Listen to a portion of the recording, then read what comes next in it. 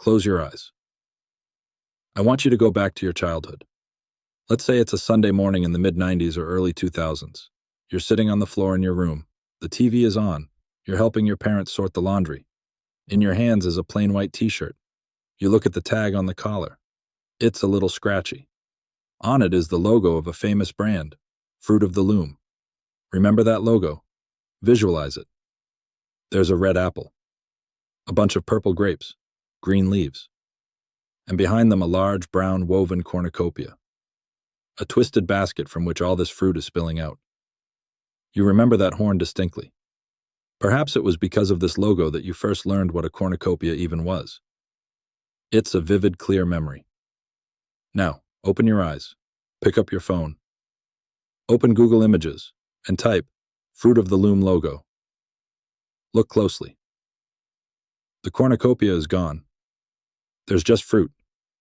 An apple, grapes, leaves. They're just floating in a white void. Your first thought is a logical one. A rebrand. Of course, companies simplify their logos every 5 years. They just remove the complex basket to make the logo look better on smartphone screens. You start searching for older versions. The logo from the 80s, the 70s, the 50s. And that's when a chill runs down your spine, because the cornucopia is nowhere to be found. The company's official website states the following, quote, "We have never used a cornucopia in our design, ever." End quote. You stare at the screen and feel reality cracking beneath your feet. You know you saw it. You couldn't have made it up. Why would your brain add a complex woven object to a pile of fruit? You go to forums and see that you are not alone. Millions of people around the world are frantically writing the same thing. Bring back the horn. Where did the horn go?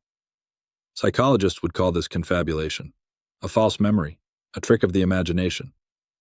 But if it's just a brain fart, why is it the exact same for a housewife in Ohio, a student in Moscow, and a retiree in Tokyo? Why are we all hallucinating identically, right down to the shade of the wicker in that non-existent basket? Today, we won't be listening to the psychologists. They're trying to convince us that we're just unobservant. We will take a different path. We will look for clues, physical traces that the world has changed. We will find patents that shouldn't exist. We will find movies that have vanished. And we will ask the most terrifying question of all. What if your memories are real, but history isn't? Welcome to the rabbit hole. This is a deep dive into the Mandela Effect. It all began in a place far from high science and mysticism, at the Dragon Con Festival in Atlanta. The year was 2010. In the green room between panels sat a paranormal consultant named Fiona Broom. The conversation was casual. Someone mentioned Nelson Mandela, and Fiona said something that seemed completely natural to her. "What a tragedy," she said, "to die so young in prison. I still remember his funeral on TV." Her companions looked at her bewildered. "What are you talking about?" they asked. "Nelson Mandela is alive. He was the president of South Africa. He's 92 years old." Fiona laughed. She was sure it was a joke. But they weren't joking. She pulled out her phone, checked the news, and froze. Nelson Mandela was indeed alive. At that moment, any normal person would have thought, "I was mistaken. My memory failed me. It happens." But Fiona noticed something strange. Several other people in the same room, complete strangers to one another, sided with her. They said, "Wait, I remember that too." They started comparing notes. And this was the scariest part. It wasn't a vague feeling, it was the details. They remembered the news broadcast. They remembered the solemn funeral music. They described the casket, draped in a flag. They quoted the poignant speech by his widow, Winnie Mandela. They even remembered the riots in Johannesburg that followed his death. How? How could a group of strangers invent the same scene, with the same camera angles and the same words? Fiona went home and created a website, mandelaeffect.com. She just wanted to know if there were others like them. She expected to get a few emails from crackpots. Instead, she was hit by an avalanche. Thousands of messages from all over the world. People wrote, "I thought I was going crazy. I remember the funeral. I learned it in school. My history textbook had his date of death as 1991. And so, the term was born, the Mandela Effect. Of course, science responded immediately. Neuroscientists and psychologists put forward the theory of confabulation. Simply put, our brain isn't a hard drive. It's more like a Wikipedia page that anyone can edit. Every time you recall an event, you rewrite it. You add details that weren't there, mix movies with reality, and adjust the past to fit the present. Scientists say, you just confused Mandela with Steve Biko, another activist who did die in prison. It sounds logical, convenient, safe. But the theory of confabulation breaks down on one simple fact: the scale of synchronization. If I ask you to imagine a fictional animal, everyone will picture something different. Some will imagine a dragon, others a hybrid of a cat and an elephant. But in the case of the Mandela Effect, millions of people are imagining the same fictional animal, the same non-existent colors, the same phrases. Luke, I am your father. That line isn't in Star Wars. Darth Vader says, no, I am your father. The evil queen in Snow White never said, mirror, mirror on the wall. In the Disney original, the line is, magic mirror on the wall. Mr. Monopoly. The little man in the top hat from the board game. You can clearly see the monocle on his eye, right? He never had a monocle. Skeptics will say it's just a cultural game of telephone. We repeat each other's mistakes. But what if the mistake isn't in us? What if these memories aren't junk in our heads, but cache files from an old version of the program?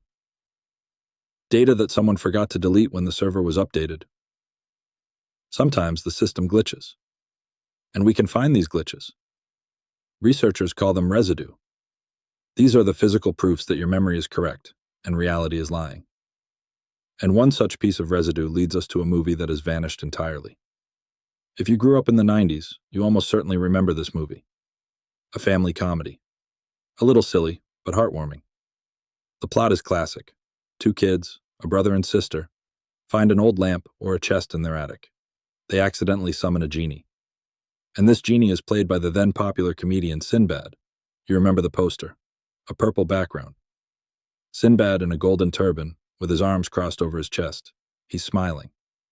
Above him, in yellow letters, is the title, Shazaam. You might even remember the scene by the pool, or the ending, where the genie says goodbye to the children and disappears. Thousands of people on Reddit describe this film. One user even recounted a piece of dialogue he remembered word for word. There's just one problem. This movie does not exist. Sinbad never played a genie. There was no movie called Shazaam with that plot. When you tell people this, they usually smile and say, you're just confused. There was a movie called Shazaam from 1996. The genie in that was played by the basketball player Shaquille O'Neal. You just mixed up two big black guys. This is the standard skeptic's response. But it doesn't work. And here's why. The people who remember Shazaam are perfectly aware that Shazaam exists. They say, Pfiti. No, I remember both films. Shazaam came out later. My friends and I talked about how it was a cheap knockoff of Shazaam. We laughed at how Shaq was trying to copy Sinbad. How can you remember comparing two movies if one of them never existed? The story gets even stranger. A former employee of the video rental store Blockbuster swears that he had to process returns for this movie on VHS. He remembers the barcode. He remembers the cover art because it sat on the shelf in the comedy section. If this is a false memory, it is the most detailed hallucination in human history. Sinbad himself added fuel to the fire. At first, he denied everything. But then, on April 1st, 2017, he released a short clip, a supposedly found tape of that very movie. It was a joke, a prank. He deliberately shot the scene exactly as people on the internet had described it, to mock the conspiracy theorists. But it had the opposite effect. People watched the clip and said, yes, that's it. That's exactly what it looked like. Only the clothes were a little different. Think about what that means. A comedian recreates a scene based on descriptions from the internet, and people recognize their own childhood memories in it. What is this? Mass psychosis? Or proof that reality has been edited? Imagine our life as a computer game. And the developers decided to delete the Shazaam movie file due to copyright issues, or simply to free up space. They erased the film itself. They removed mentions from Wikipedia. They took it out of the actor's filmography. But they can't erase the player's memories. And sometimes they miss physical evidence. Small files that weren't indexed by the search. We call them residue. Residue artifacts are from the old reality that have somehow survived the update. And when you start looking for them, it gets truly scary, because they exist, and there are many of them. Let's go back to the Fruit of the Loom logo, the one with the cornucopia that, according to the official version, never existed. If the horn was never there, then where did this patent come from? In 1973, someone filed an application for a trademark. The description clearly states, a design for undergarments, including an image of fruit and, pay attention, a basket or cornucopia. But that's not all. There is a jazz album by Frank West titled Flute of the Loom. The album cover is a direct parody of the brand's logo. And what do we see on the cover? A flute woven into a huge wicker cornucopia from which fruit is spilling. The artist who drew this cover in the 70s was making a parody. The point of a parody is for it to be recognizable. Why would he parody an element that doesn't exist in the original? If someone drew a pear instead of an apple on the Apple logo, the joke wouldn't work. He drew the horn because the horn was there, in his reality. Or take John F. Kennedy's car. That black Lincoln in Dallas. How many people were in the car at the moment of the shot? Most of you would say 4. The driver, a security guard. Kennedy and his wife Jackie. 4 people. But open the historical footage. Watch the Zapruder film right now. There are 6 people in the car. 6. The driver and a guard in the front. Governor Connolly and his wife in the middle jump seats, and the Kennedys in the back. This isn't just a detail. It changes the physics of the assassination. The single bullet theory trajectory becomes even more insane if it has to pass through additional passengers. Many Kennedy assassination researchers remember a 4-seater convertible. Even wax museums have replicas of the car with 4 seats. Where did the other 2 people come from? And why are they in the footage, but not in our cultural memory? Or here's another one. Rodin's statue, the thinker. Strike the thinker's pose. Right now. Where do you rest your fist? On your forehead? Many people remember the thinker resting his fist on his forehead. But look at a photo. He's propping up his chin, and he's doing it with the back of his open hand. It looks nothing like you remember. But the strangest thing is the tourist photos. There are hundreds of pictures online of people posing next to the thinker, trying to copy his pose. And you know what? Almost all of them are pressing a fist to their forehead. They are standing right next to the original. They are looking at it, and they are still copying it incorrectly. Or maybe, at the moment they took the photo, the statue looked different. Skeptics will say people are just unobservant. We look, but we don't see. But there's a theory that explains this far more terrifyingly. The theory of merging realities. Imagine there are an infinite number of parallel worlds. In one world, Fruit of the Loom has a cornucopia. In another, it doesn't. In one, Nelson Mandela died in prison. In another, he became president. Normally, these worlds don't intersect, but something happened. Some event broke the barrier, and our consciousnesses began to slide between versions. We remember the history from World A, but we live in World B, and this theory has a start date, the year 2012. Geneva, the border of Switzerland and France, 100 meters underground. Here lies the most complex machine ever built by man, the Large Hadron Collider. 27 kilometers of tubes, magnets, and superconductors. Its goal is noble: to understand how the universe was born, to find the Higgs boson, the God particle. But physicists had concerns. Even before its launch in 2008, voices were raised. What if we're playing with fire? What if colliding particles at these speeds creates microscopic black holes? What if it destabilizes the vacuum? CERN's official response was unequivocal. It's safe. The probability of a catastrophe is negligible. But let's look at a timeline. First run, 2008. This is when the first mass discussions of strange memories start appearing online. People begin to notice that brand names have changed. In 2012, the collider's power is ramped up to a new level. This is the year the Higgs boson is discovered, and 2012 is the peak year for search queries related to the Mandela Effect. A coincidence? There is a theory, terrifying in its simplicity. What if the world really did end in 2012? What if something went wrong during an experiment? The Earth was destroyed by a black hole or a vacuum decay event, instantly. Faster than our neurons could process the signal of pain. According to the quantum immortality hypothesis, consciousness cannot die. If you perish in one universe, your consciousness is instantly transferred to the nearest parallel branch where you survived. For you, nothing changes. You wake up in the morning, you drink your coffee, you go to work. You don't remember your own death. But the world around you is no longer the same. It's a copy. An almost perfect copy. But with minor differences. Here, the logo of your favorite car looks slightly different. Here, your favorite childhood character has a different name. Here, Nelson Mandela didn't die in prison. This explains why we all remember a different history. We are all refugees from a destroyed reality. And the staff at CERN, it seems, know something. A strange video circulates online. A CERN team dances to the song Happy. It looks like a typical corporate video. But in one shot, an elderly scientist in a white lab coat is sitting at a desk. He has two name tags hanging around his neck. One says, Bond 1. The other says, Mandela. Bond 1 is Barry Nelson, the first actor to play James Bond, even before Sean Connery. Nelson, Mandela. It's a direct hint. Are they laughing in our faces, or is it a cry for help? An attempt to tell us the truth through a code that only those who are looking will understand? Of course, physicists scoff at this. They say the collider's energies are minuscule compared to the cosmic rays that have bombarded Earth for billions of years. But no cosmic ray was ever created artificially, under strictly controlled conditions, with the aim of punching through the fabric of reality. We don't know for sure. But the feeling of wrongness persists. The sense that time is moving faster than it used to. That the sun shines with a white light, not the yellow of our childhood. That the world has become more digital, more plastic, as if someone is saving resources on rendering our reality.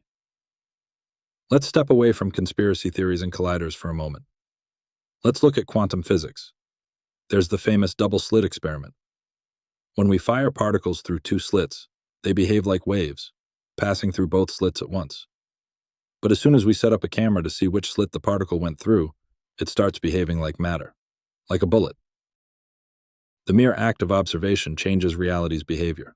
The observer creates reality. John Wheeler, a great physicist, proposed a thought experiment. He proved theoretically that an observer's choice in the present can change a particle's past. What we do now determines the path a particle took billions of years ago. This is called retrocausality. The future influences the past. Now, apply this to our lives. We live in an age of total information. Everything is digitized. Movies, books, photos. Our history is no longer set in stone. It's recorded in the cloud. And digital code is easy to change. George Orwell wrote in 1984, "Who controls the past controls the future. Who controls the present controls the past." In his book, The Ministry of Truth rewrote old newspapers every day. If an ally in a war changed, they destroyed all references to them ever being an enemy. A week later, the public genuinely believed the war had always been that way. But Orwell needed thousands of workers and furnaces to burn the paper. Today, all it takes is one algorithm. Imagine an artificial intelligence or some force slightly adjusting a database, changing one letter in the name of a cereal, removing one accessory from a cartoon character. The physical media, the old VHS tapes in your attic, are the only things not connected to the network. They are the residue, the anchors to the old reality. That's why we hold on to them so tightly. Perhaps the Mandela Effect isn't a glitch in the matrix. It's a symptom that time is no longer linear. In the quantum world, all possible events exist simultaneously. The cornucopia exists, and it doesn't. Mandela is alive, and Mandela is dead. Our consciousness simply chooses a path through this labyrinth of probabilities. Maybe the collective memory of millions of people about the movie Shazaam is so strong that it almost materialized the film. We wanted so badly to believe in a kind genie from the 90s that we created a memory from nothing. We are the observers. And if millions of observers look at the past and see it differently, does the past have the right to resist? Perhaps the world isn't broken. Perhaps it has just become flexible. And we are only now learning to live in a reality where yesterday can be edited as easily as a social media post. In the end, it doesn't matter what the scientists at CERN or the psychologists say. It doesn't matter how many patents we find or how many old VHS tapes we rewatch. What matters is what you feel. That feeling of discomfort when you look at the new Volkswagen logo and don't see the line down the middle. That sense of loss when you search for a favorite quote in a movie and it isn't there. That feeling is real. Your memories are a part of your identity. They are what make you, you. If you remember sitting on the living room carpet and staring at that woven cornucopia on a t-shirt, then for you, it existed. In your timeline, in your version of the universe, it was real. Don't let anyone, not even reality itself, gaslight you. The world can change. Data can be rewritten. Universes can collide and disappear. But your memory is the one safe to which no one has the key but you. Perhaps we are the last witnesses of the old world, a world where the sun was yellow, where Pikachu had a black tip on his tail, and where Nelson Mandela became a symbol of freedom long before our history books say he did. Hold on to these memories. They are your residue, your proof that you were there. And the next time someone tells you, that never happened, just smile. You know the truth. Sleep well. If, of course, your reality allows you to wake up in the same bed tomorrow morning. Pause. A dark screen. The sound of white noise. A barely audible voice cuts through the static. Sinbad, are you there? An abrupt cut to black.